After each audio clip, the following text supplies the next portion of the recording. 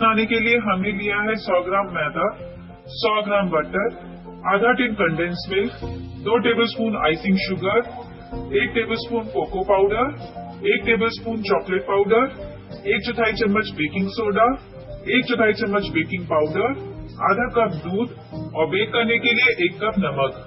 और chocolate गेनाश icing के लिए हमने लिया है 130 gram dark chocolate, 3/4 cup heavy whipping cream और गार्निश करने के लिए हमने लिया है चोको चिप्स।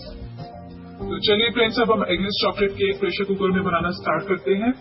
इसे बनाने के लिए सबसे पहले हम प्रेशर कुकर को प्रीहीट कर लेते हैं। जैसा कि हम ओवन में केक बनाने से पहले ओवन को प्रीहीट करते हैं, सेम वही तरीके से हमें प्रेशर कुकर को भी प्रीहीट करना है। तो इसके लिए हम प्रेशर कुकर में डालते हैं नमक। हमने यहाँ पे नमक का इस्तेमाल किया है, आप चाहें तो यहाँ पे बालू का भी इस्तेमाल कर सकते हैं।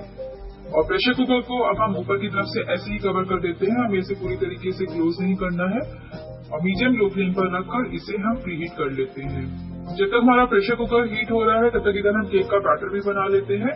तो इसके लिए हम लेते हैं गहरा बर्तन और इसमें हम सबसे पहले अपने सारे ड्राई इंग्रेडिएंट्स को अच्छी तरीके से मिक्स कर लेंगे। तो सबसे पहले इसमें हम डालते हैं 1 कप मैदा और हम बनाने जा रहे हैं चॉकलेट केक, तो इसमें हम डालते हैं कोको पाउडर और चॉकलेट पाउडर भी डाल दीजिए।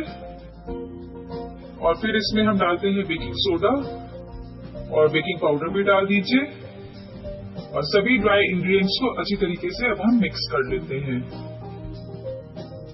तो देखिए, इस तरीके से मिक्स करते हुए हमारा ड्राई इंग्रेडिएंट्स बिल्कुल तैयार हो गया है। अब चलिए हम सारे वेट इंग्रेडिएंट्स को भी अच्छी तरीके से मिक्स कर लेते हैं। तो इसके लिए हमने लिया है दूसरा गहरा बर्तन और इसमें हम डालते हैं बटर और बटर को हम लगभग 5 से 10 सेकंड तक थोड़ा सा बीट कर लेते हैं। ध्यान रहे कि हमारा बटर बिल्कुल रूम टेम्परेचर पे होना चाहिए। यदि आपको बटर फ्रिज में है तो इसे आप आधे घंटे पहले ही बाहर निकाल के रख दीजिए। बटर को बीट करने के बाद अब इसमें हम डालते हैं आइसिंग शुगर और इसे भी हम एक बार बटर के संग अच्छी तरीके से मिक्स कर लेते हैं। लगभग हम 10 से 15 सेकंड तक इसे बटर के संग अच्छी तरीके से बीट कर लेंगे। और फिर अब इसमें हम डालते हैं कंडेंस मिल्क और इसे भी हम अच्छी तरीके से एक बार मिक्स कर लेते हैं। तो इस तरीके से देखिए हमारे वेट इंग्रेडिएंट्स बिल्कुल तैयार हो गए हैं। अब इसमें हम डालते हैं अपने सारे ड्राई इंग्रेडिएंट्स। तो हमने जो मैदा का मिक्सचर बनाया है इसका आधा पोर्शन हम वेट इंग्रेडिएंट्स के साथ डालते हैं और इसे बिल्कुल अच्छी तरीके से बीट कर लेते हैं जिससे कि इसमें बिल्कुल लम्स ना रहे। ड्राई मिक्सचर का आधा भाग हमने बीट कर लिया है और अब हम बाकी बचे हुए मिक्सचर को भी बाउल में डाल देते हैं। अब इसमें हम थोड़ा सा वैनिला फ्लेवर देने के लिए इसमें डालते हैं वैनिला एसेंस। यदि आपके पास नहीं है तो आप इसे ना डालें, ये ऑप्शनल है। और फिर इसमें हम डालते हैं लगभग आधा कप दूध।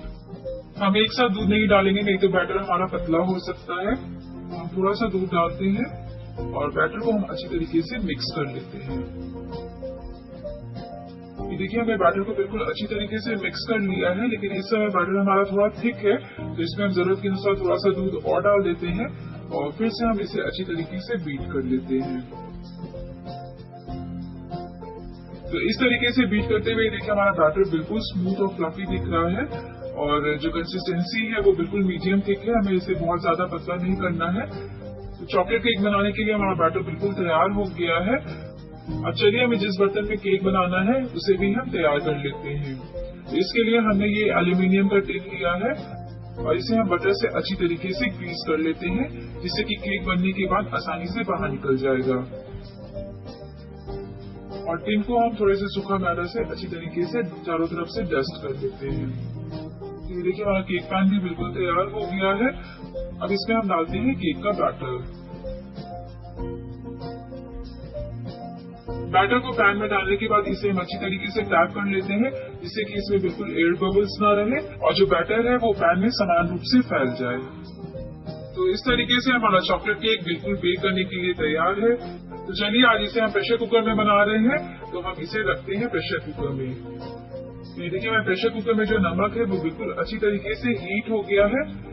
अब इसमें हमें केक पैन रखना है तो इसमें डायरेक्टली केक पैन नहीं रखेंगे, हम प्रेशर कुकर के बीच में नमक के ऊपर स्टैंड रखेंगे और स्टैंड के ऊपर हम केक टिन को रखते हैं।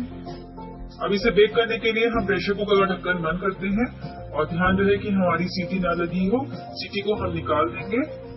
और प्रेशर कुकर के ढक्कन को बंद करने के बाद इसे हम मीडियम लो फ्लेम पर रखकर लगभग 30 से 40 मिनट तक के लिए हम बेक करेंगे।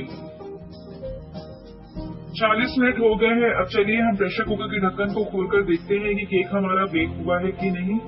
ये देखिए केक हमारा पूरी तरीके से फूल गया है, लेकिन ये अंदर से भी पूरी तरीके से बेक हुआ है कि नहीं, इसे भी हम चेक कर लेते हैं। तो इसके लिए हम लेते हैं टूथपिक और टूथपिक को हम केक के अंदर डालकर देखते हैं। ये देखिए हमारी टूथपिक बिल्कुल साफ निकली है, इसका मतलब है कि केक हमारा अंदर से भी पूरी तरीके से बेक हो गया है। तो चलिए अब हम केक को प्रेशर कुकर से बाहर निकालते हैं। हमारे केक को बेक होने में पूरा 40 मिनट्स लगा है। यदि आपका केक 40 मिनट्स में नहीं बेक हो रहा है तो इसे आप फिर से ढककर थोड़ी देर के लिए पका लीजिए। केक को प्रेशर कुकर से बाहर निकालने के बाद अब इसे हमें केक टिन से बाहर निकालना है, तो इसे हम थोड़ा सा ठंडा होने के लिए रख देते हैं। ये देखिए केक पैन हमारा थोड़ा सा ठंडा हो गया है। अब चलिए हम केक को बाहर निकालते हैं। तो इसके लिए सबसे पहले हम इसके साइड्स को स्क्रैच कर लेते हैं और फिर हम लेते हैं एक प्लेट और प्लेट को हम केक टिन के ऊपर रखेंगे और इस तरीके से हम टिन को ऊपर की तरफ से थोड़ा सा टैप कर लेंगे और केक को हम पैन से बाहर निकालेंगे। देखिए हमारा बिल्कुल spongy fluffy chocolate cake pressure cooker में बिल्कुल तैयार है। अब चलिए इसकी हम थोड़ी आइसिंग कर लेते हैं जिससे ये और भी टेस्टी और यमी लगेगा। तो इसके लिए हमने लिया है डार्क चॉकलेट। डार्क चॉकलेट आपको मार्केट में आसानी से मिल जाएगा और हमने लिया है 3/4 कप हैवी व्हिपिंग क्रीम और दोनों को हम लगभग कुछ सेकंड्स के लिए माइक्रोवेव कर लेते हैं। हमें व्हिपिंग क्रीम को बिल्कुल बॉयल नहीं करना है, इसे माइक्रोवेव में हम बिल्कुल हल्का गर्म करेंगे। ये देखिए हमने चॉकलेट और व्हिपिंग क्रीम को लगभग 15 से 20 सेकंड तक माइक्रोवेव कर लिया है और इसे अब हम वायर विस्क से अच्छी तरीके से मिक्स कर लेते हैं जिससे कि ये बिल्कुल स्मूथ और फ्लफी हो जाएगा। यदि आपका चॉकलेट पूरी तरीके से मेल्ट नहीं हुआ है तो इसे आप कुछ सेकंड्स के लिए फिर से माइक्रोवेव कर सकते हैं। तो इस तरीके से ये देखिए हमारा चॉकलेट गनाश बिल्कुल तैयार हो गया है और इसे केक के ऊपर डालने से पहले इसे हल्का सा हम ठंडा होने के लिए रख देते हैं। केक की आइसिंग करने के लिए हमने लिया है वायर रैक और इसके नीचे हमने एक प्लेट रखा है जिसमें हम एक्स्ट्रा गनाश को कलेक्ट कर लेंगे और अब हम वायर रैक के ऊपर रखते हैं एगलेस चॉकलेट केक और इसके ऊपर हमने जो चॉकलेट गनाश बनाया है उसे डालते हैं।